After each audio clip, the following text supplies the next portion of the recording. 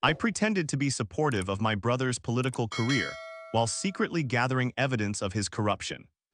My brother always had this way of making everything sound like destiny when he talked about his future in politics. Even as kids, he'd stand on our backyard picnic table giving speeches to our neighbors' dogs about fairness and justice. I used to think it was cute, the way he'd practice his handshake and perfect his smile in the bathroom mirror every morning before school.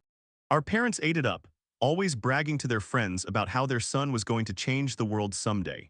When he first ran for city council 3 years ago, I was genuinely proud.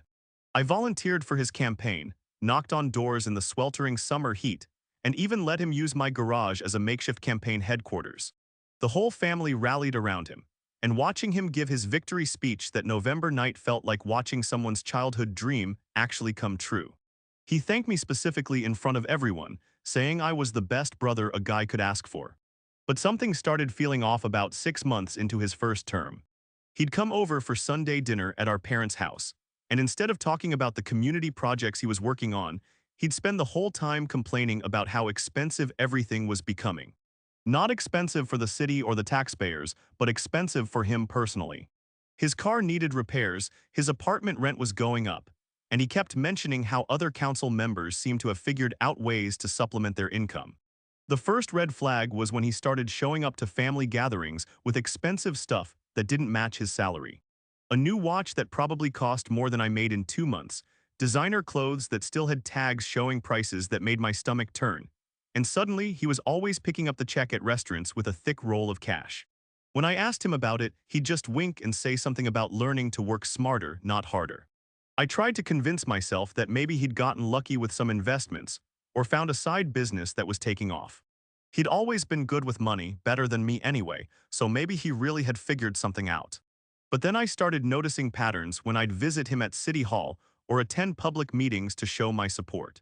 There was this construction company that kept winning bids for city projects, even when their proposals weren't the cheapest or most qualified. I'd sit in the back of those council meetings, watching my brother vote yes on contracts that didn't make sense, and I'd feel this sick feeling in my stomach that I kept trying to ignore. The company's owner would nod at my brother from across the room, and my brother would give him this little smile that I'd never seen him use with anyone else. The breaking point came during a heated debate about a new development project that would tear down the old community center, where we'd both learned to play basketball as kids. The whole neighborhood was against it. Families were showing up to meetings in tears, begging the council to preserve the one place their children had to go after school. My brother sat there listening to all these heartfelt pleas, nodding sympathetically, and then voted to approve the demolition anyway. After that meeting, I followed him to a restaurant downtown where I watched him have dinner with the same construction company owner who'd been winning all those contracts. They sat at a corner table, and even from across the restaurant, I could see my brother sliding an envelope across the table. The owner opened it, counted what was inside, and shook my brother's hand like they were closing some kind of deal. I sat in my car in that parking lot for 2 hours, trying to process what I'd just witnessed. This was my brother, the same guy who used to lecture me about returning extra change when cashiers made mistakes, who'd cry during movies where the underdog finally got justice. Now he was taking money to vote against his own constituents, people who'd trusted him with their community's future. The next morning, I called in sick to work and spent the day researching everything I could about city council procedures, voting records, and public information laws. I started requesting documents, attending every meeting, and keeping detailed notes about every decision my brother made. I told everyone, including him, that I was just really passionate about local government and wanted to be an informed citizen. My brother seemed thrilled that I was taking such an interest in his work. He'd call me after meetings to talk about the issues, never realizing that I was recording our conversations on my phone. He'd explain his votes with these elaborate justifications that sounded reasonable on the surface, but fell apart when you looked at who was benefiting financially from each decision.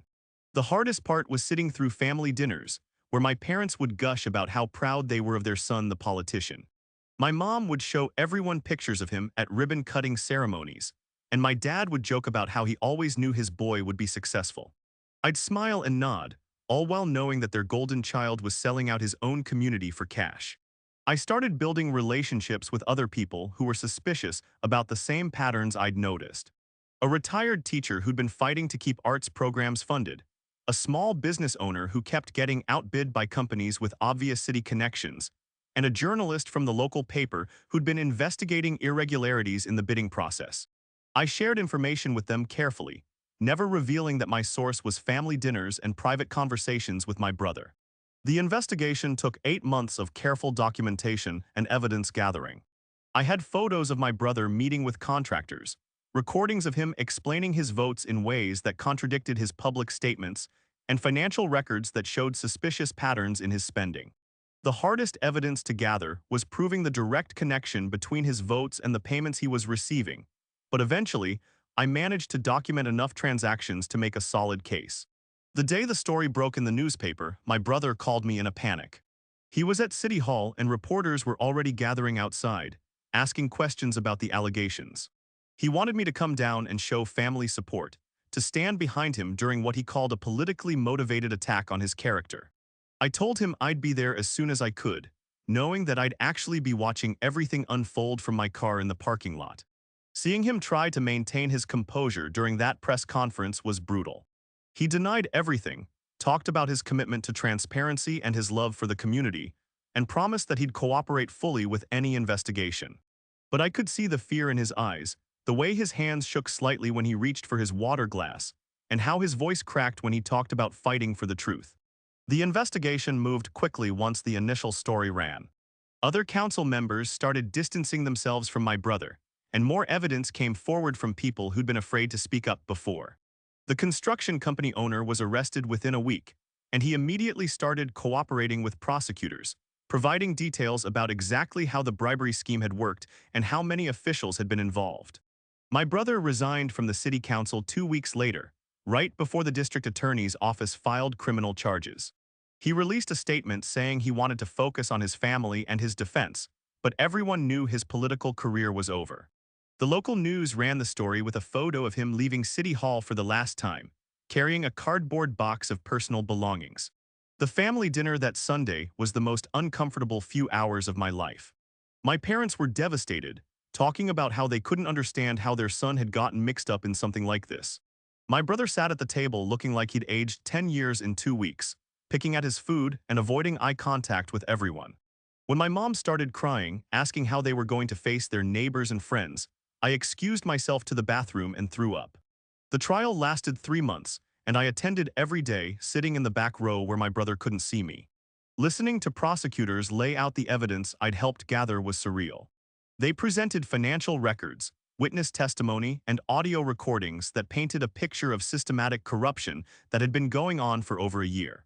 My brother's defense attorney tried to argue that he'd been naive and manipulated by more experienced criminals, but the evidence was overwhelming. When the verdict came back guilty on all charges, my brother finally broke down completely.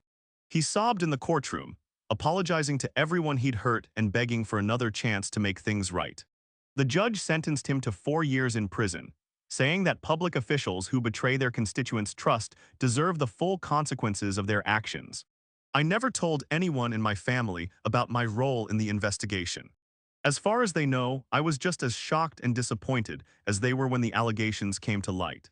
My brother writes to me from prison sometimes, letters where he talks about how much he misses our family and how he's trying to become a better person. He always asks me to visit, but I haven't been able to bring myself to face him yet. The community center that my brother voted to demolish was never actually torn down. The new city council reversed the decision after the corruption scandal came to light, and now it's been renovated with proper funding. Sometimes I drive by there and watch kids playing basketball on the same court where my brother and I used to practice our shots after school. It's bittersweet knowing that preserving that place cost me my relationship with my brother, but also knowing that dozens of families still have somewhere safe for their children to go. My parents have never fully recovered from the shame of what happened. They stopped going to their usual church because they couldn't handle the looks and whispers from people they'd known for decades. My dad retired early because he said he couldn't concentrate on work anymore, and my mom started seeing a counselor to deal with her depression and anxiety. They blamed themselves for not seeing the signs, for raising a son who could betray his community's trust so completely.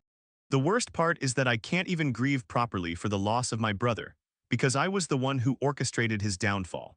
I tell myself that I did the right thing, that corruption in government hurts everyone and somebody had to stop it. But late at night, when I can't sleep, I remember the little boy who used to give speeches to dogs about justice and fairness, and I wonder if there was another way to handle everything. I've thought about confessing to my family, about telling them that I was the one who gathered the evidence that sent my brother to prison. But I know that would just cause more pain, and it wouldn't change anything about what he did or the consequences he's facing. Sometimes I think they suspect something, especially my mom, who's always been good at reading people's faces and detecting when someone's keeping secrets. The local newspaper ran a follow-up story 6 months after the trial, talking about how the corruption scandal had actually strengthened the community's faith in government accountability. They interviewed several families who said they felt more confident participating in local politics because they knew that wrongdoing would be exposed and punished. Reading that article made me feel slightly better about my decision, but it didn't make the guilt go away completely. My brother's scheduled to be released in 18 months, and I have no idea what our relationship will look like when he gets out. He'll probably never be able to work in government again, and his reputation in our hometown is permanently destroyed. I wonder if he'll stay in the area or move somewhere else to start over, and whether he'll ever find out about my role in his conviction. I've started volunteering with a local organization that helps ex-offenders reintegrate into society after their release. It's my way of trying to balance the scales somehow, of doing something positive to counteract the destruction I helped cause in my own family.